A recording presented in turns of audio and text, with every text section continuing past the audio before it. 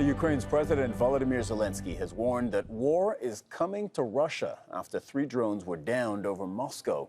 The Russian Defense Ministry blamed Kyiv for that attack. Drones have reached the heart of the Russian capital in recent months, though they've not caused major damage. Russian aggression has gone bankrupt on the battlefield.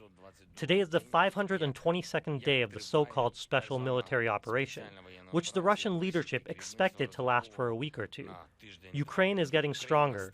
Gradually, the war is returning to the territory of Russia, to its symbolic centers and military bases, and this is an inevitable, natural, and absolutely fair process.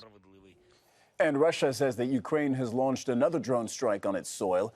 The attack targeted a police building in a district in Bryansk region. No injuries have so far been reported. So we will go to Yulia Shapovalova in Moscow for reporting on that in just a moment, though.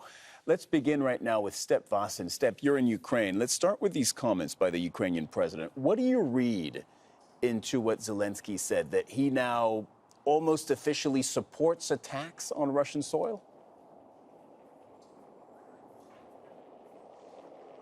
Well, these are very interesting comments indeed, and it could be hinting at a new strategy from the side of Ukraine in which it wants to involve basically the Russian population more into this war, because until now Russia's population hasn't felt much of the war, and these drone attacks in Moscow, in the political and economical heart of Russia, could of course put pressure from the population, the Russian population, on President Putin. But this is so far, of course, pure speculation. He hasn't said anything like that, but this is what you could read into it. They have also not officially claimed these attacks on Moscow on Sunday. But while Russia's population is not feeling much of the war here in Ukraine, of course, it's a completely different story. Every day, the Ukrainian population feels the results of the war. There are attacks nearly every day. And as we speak, just before we went on air, there was an attack in Kyiv, where also a residential building has been hit again. We have not heard of any casualties there, but the damage is really significant. And also in Kherson, we have heard there's 1 dead and 2 injured of also an attack early this morning. And here in Kharkiv, where we are today, last night there were 2 hits as well, one in the city and a warehouse. 1 person got injured, and one outside of the city close to the Russian border where a private house was hit.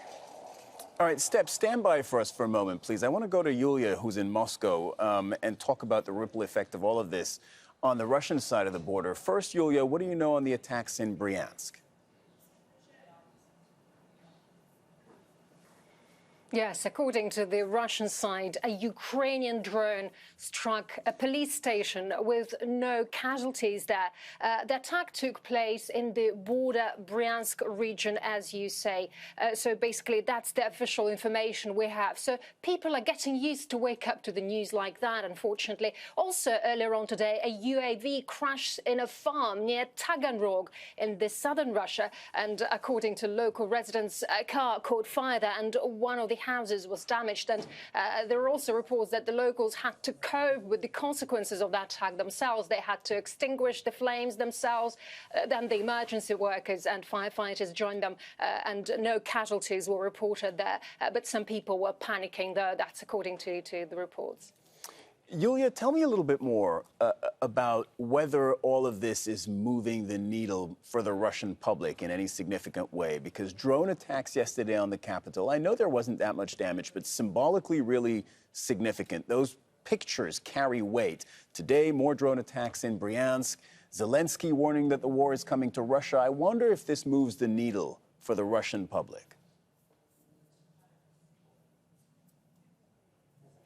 Yeah, that's right. Of course, Russia is big and very diverse, but the level of anxiety is growing, of course, as people are worried about a possible new round of mobilization due to lengthening the draft age in the country, about regular drone attacks on the border regions and even on Moscow, like yesterday. At the same time, people some people don't even care, especially those who watch Russian TV, because most channels simply ignored the news about the attacks on the Moscow city yesterday on July the 30th. And Russian President Vladimir Putin was informed about the drone attack on the Moscow region and Moscow.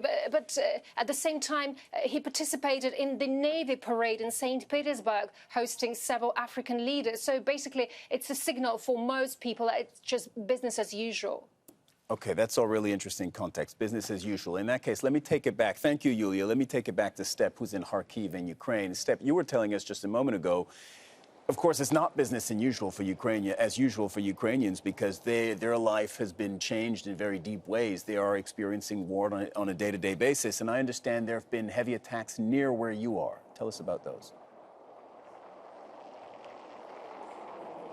Yeah, so besides all these air attacks, the war on the ground is ongoing, and this counter-offensive that Ukraine started over a month ago is still intensifying. What we are looking at here is two different front lines, one in the south, where Ukraine has said they have made some advances, but also here, close to Kyiv in the northeast. On Sunday, the Deputy Defense Minister announced really heavy fighting here in this area. Russian forces have really been pushing hard, she said, but Ukraine has managed to recapture those positions. We can't independently confirm this, but this is coming from the Ukrainian government. So this counteroffensive is really picking up, I have to say. So there's really heavy fighting here. We don't hear much about any casualties or how exactly these advances are going, but this is definitely happening right now. Step Vossen reporting from Kyiv. Thank you very much.